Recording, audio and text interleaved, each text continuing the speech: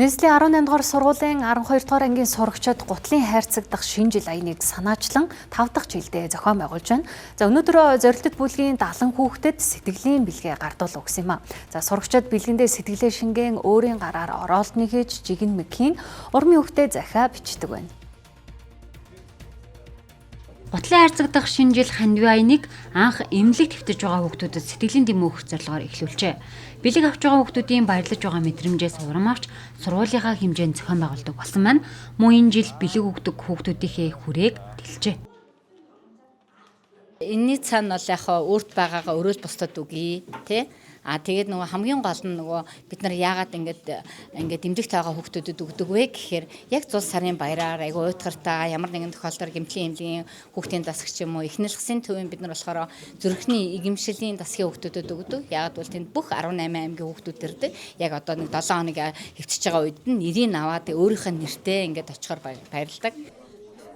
12-ийн ангийн хүүхдүүдийн санаачилсан гутлын хайрцагдах шинэ жил хандив аянд 18 дугаар сургуулийн сурагч багш нар эцэг эхчүүд ч өөрийн чадах зүйлсээрээ тусалдаг байна. Улмаар энэ аяныг эхлүүлснээр хүүхдүүд бусдыг хайрлах, бусдад туслах хандлага нэмэгджээ.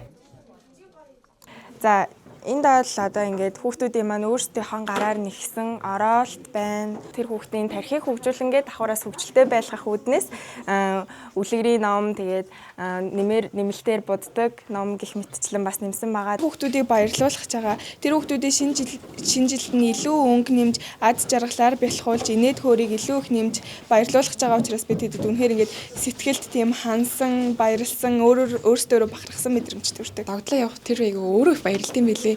Энэ нөгөө нэг ангийнхан маань бас бэлддэг болохоор өмнөх өдөр нь хайрцгаа чимэглээд янз бүрийн зураг будаж модаад өөртөө хийдэг болохоор бас тэрэндээс амар гоё нэрийг авсан. Тэгэд ингээд жил алгон жил ахих тусам одоо ингээд дүүнэрээ илүү их гоё баярлуулъя гэж сэтгэлээ гаргаад илүү гоё бэлэг бэлддэг болсон. Бэлэг авдаг мэдрэмжийг ингэж авдаг байсан бол энэ удаад ингээд том анги болоод дүүнэртээ ингэж бэлэг тарааж өгсөн чинь ингээд амар өөр мэдрэмж аваад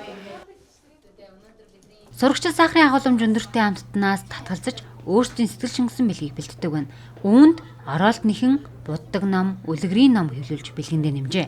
Мөн 12-ийн ангийн охтууд жигнэмэг хийж тараадаг байна. Энэ нь эмнэлэг твтэж байгаа хүүхдүүдэд урам зориг нэмж эдгэрэгт нь дэм болдог байна.